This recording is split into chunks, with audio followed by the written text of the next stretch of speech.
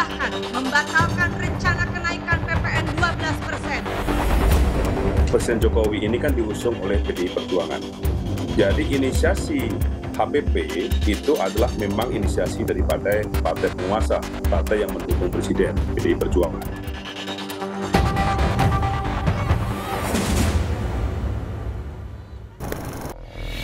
Gerindra dan PDIP saling tuding soal inisiator PPN 12%. Lantas, kemana arah tujuan lontaran kritik itu dan apa solusi paling realistis bagi masyarakat jelang penerapan PPN 12% pada tahun baru di tengah masih mengemukanya pro kontra di publik? Lengkapnya dalam ulasan Istana bersama saya, Friska Clarissa.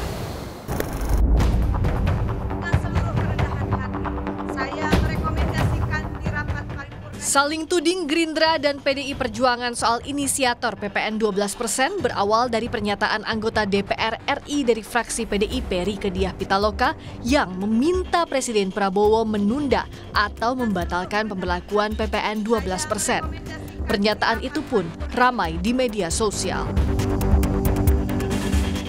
Bagaimana dimaksud pada ayat 1 dapat diubah bukan hanya paling tinggi 15%, tapi bisa juga diubah paling rendah 5%. Dengan ini, dengan seluruh kerendahan hati, saya merekomendasikan di rapat paripurna ini mendukung Presiden Prabowo. Pertama, menunda atau bahkan membatalkan rencana kenaikan PPN 12% sesuai dengan amanat pasal 7 ayat 3 dan ayat 2 Undang-Undang Nomor 7 Tahun 2021. Menanggapi pernyataan kader PDIP itu, Partai Gerindra menyebut PDIP lah yang menjadi inisiator PPN 12%. Gerindra menjelaskan pemerintah bisa menaikkan atau menurunkan PPN 12% saat penyusunan RAPBN. Sementara APBN 2025 Presiden Prabowo sudah ditetapkan di masa pemerintahan sebelumnya. Undang-undang HPP ini kan tahun 2021. Tahun 2021 itu adalah pemerintahan daripada Presiden Jokowi. Tetapi Presiden Jokowi ini kan diusung oleh PDI Perjuangan. Jadi inisiasi HPP itu adalah memang inisiasi daripada partai penguasa, partai yang mendukung Presiden, PDI Perjuangan. Bahwa rentang 5 dan 15 itu bisa dipakai. Itu adalah kesepakatan pemerintah dan DPR dan pemerintah membuat suatu PP untuk penyusunan RAPBN ini. Tahun 2025, pemerintahan Pak Prabowo itu sudah mendapatkan APBN yang sudah diketok pada zaman Pak Jokowi. Bagaimana kita bisa mengulang lagi RAPBN pada saat dengan 2025 yang sudah berjalan? Sementara Ketua DPP PDIP Deddy Sitorus membantah tudingan Gerindra yang menyebut PDIP sebagai inisiator PPN 12%. Deddy menyatakan PPN 12% merupakan inisiatif dari pemerintahan Presiden Jokowi melalui Kementerian Keuangan. Jadi salah alamat kalau dibilang inisiatornya PDI Perjuangan. Karena yang mengusulkan kenaikan itu adalah pemerintah dan melalui Kementerian Keuangan. Pada waktu itu disetujui dengan asumsi bahwa kondisi ekonomi internal kita dan kondisi global itu dalam kondisi yang baik-baik saja. Tetapi kan ada permintaan dari sebagian fraksi di DPR agar ini dipertimbangkan.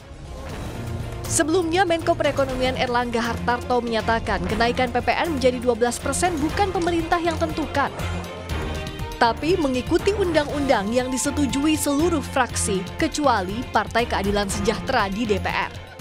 PPN tahun depan yang menentukan adalah undang-undang. Dan undang-undang itu adalah hampir seluruh fraksi, kecuali PKS. Jadi yang menentukan bukan pemerintah. Penolakan terhadap PPN 12% muncul dari sejumlah kelompok masyarakat lewat berbagai demonstrasi dan petisi daring.